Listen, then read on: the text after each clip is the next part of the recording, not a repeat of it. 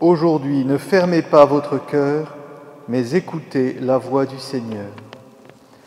Gloire au Christ, parole éternelle du Dieu vivant.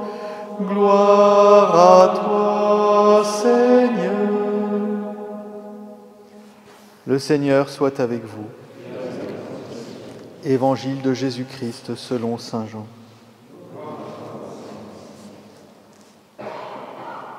En ce temps-là, Jésus disait aux Juifs : Amen, amen, je vous le dis, si quelqu'un garde ma parole, jamais il ne verra la mort.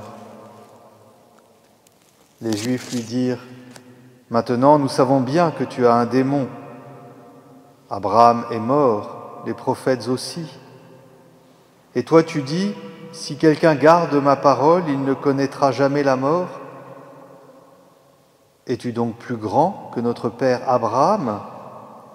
Il est mort, et les prophètes aussi sont morts. Pour qui te prends-tu ? Jésus répondit : Si je me glorifie moi-même, ma gloire n'est rien, mais c'est mon Père qui me glorifie. Lui dont vous dites « Il est notre Dieu », alors que vous ne le connaissez pas.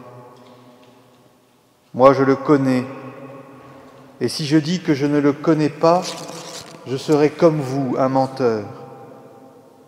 Mais je le connais, et sa parole, je la garde. Abraham, votre père, a exulté, sachant qu'il verrait mon jour. Il l'a vu, et il s'est réjoui. Les Juifs lui dirent alors : Toi qui n'as pas encore 50 ans, tu as vu Abraham ? Jésus leur répondit : Amen, amen, je vous le dis, avant qu'Abraham fût, moi je suis. Alors ils ramassèrent des pierres pour les lui jeter, mais Jésus, en se cachant, sortit du temple.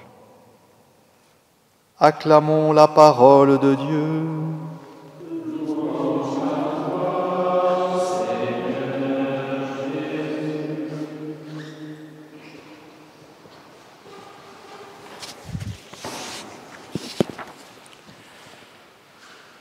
Que ce soit les archéologues ou les historiens, tout le monde est d'accord pour dire que Jésus est né et qu'il y a vécu à peu près il y a 2000 ans, en Terre Sainte, et qu'il est mort vers la trentaine. Une chose est sûre, c'est que l'existence de Jésus pleinement homme n'est pas à prouver, n'est plus à prouver.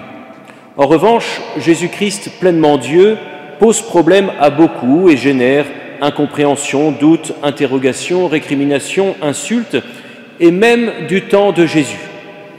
Depuis quelques jours, nous lisons l'évangile de saint Jean, et plus particulièrement les chapitres 7 et 8, où il est question justement de l'origine du Christ. D'où vient le Christ ? Depuis quelques jours, nous sentons que le ton monte entre Jésus et les Juifs qui l'interrogent, et les accusations sont de plus en plus graves. Mais Jésus reste très ferme sur qui il est et sur sa relation avec Dieu le Père. Il va jusqu'à dire qu'il mentirait s'il disait qu'il ne connaissait pas le Père. Or, Jésus est incapable de mentir et incapable de nous mentir. Jésus revendique son identité de Fils de Dieu de la manière la plus forte possible, sans violence. Mais surtout, ce qui nous intéresse plus particulièrement, c'est lorsque Jésus dit « Amen, amen, je vous le dis, avant qu'Abraham fût, moi je suis ». Ce « je suis » que nous avions déjà dans l'évangile de mardi, vous le savez bien, c'est le fameux « ego émi » en grec, qui sont les termes par lesquels Dieu a révélé son nom à Moïse. Autrement dit, Jésus affirme sa divinité et son lien étroit avec Dieu le Père, avec qui il ne fait qu'un. En reprenant le nom divin révélé à Moïse, Jésus nous parle de la manifestation même de sa personne comme mystère de communion. Encore plus lorsqu'il dit « Moi je connais le Père me glorifie ». Le problème des Juifs dans notre évangile, c'est qu'ils ne voient Jésus que comme un homme est seulement un homme.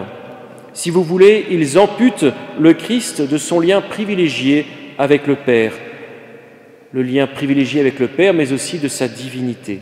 Et nous, comme chrétiens, nous ne pouvons pas agir de la même façon. Je dirais même plus, nous ne pouvons pas vivre comme des croyants athées, c'est-à-dire comme quelqu'un qui récite le credo, mais qui vit comme si Jésus-Christ, vrai Dieu et vrai homme, n'avait pas vraiment vécu, n'était pas vraiment mort, voire n'était pas vraiment ressuscité. Le fait que le Christ soit le Fils de Dieu doit changer quelque chose dans notre vie, doit bouleverser notre vie. Encore plus parce que Jésus a promis la victoire sur la mort pour ceux qui gardent sa parole. Victoire qui sera réalisée lors de sa passion et de sa résurrection. Alors bien sûr, nous pensons directement à tous ces saints et saintes de Dieu qui ont su garder la parole du Christ, mais qui ont leur corps sous pied, sous terre. Mais vous le savez bien, il ne s'agit pas de la vie terrestre, mais avant tout de la vie éternelle. Et cette vie éternelle, Jésus nous le redit, nous en vivons si nous gardons sa parole. Et que signifie garder la parole ? Eh bien, sinon accueillir, embrasser et accomplir.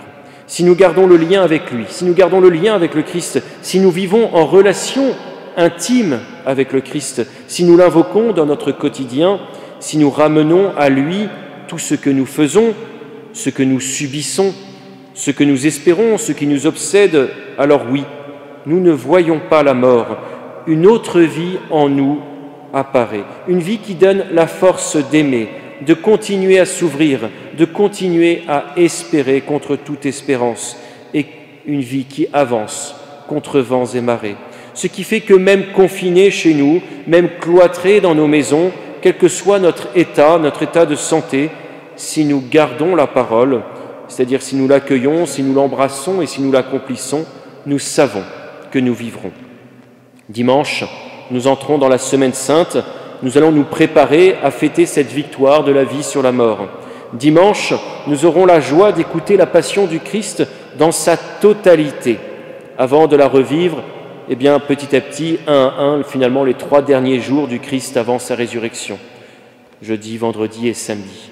Nous connaissons bien cette histoire, nous connaissons bien la passion du Christ, nous savons même comment cela se termine.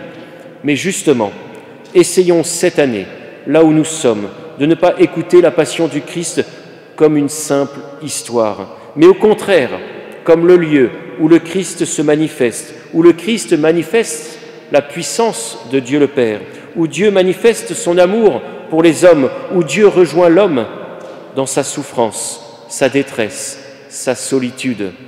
En clair, je vous invite à vous émerveiller, c'est-à-dire à avoir un regard neuf, une écoute nouvelle, une compréhension renouvelée de ce moment, de cette passion, c'est-à-dire de ce moment où Dieu montre jusqu'où va son amour pour chacun d'entre nous.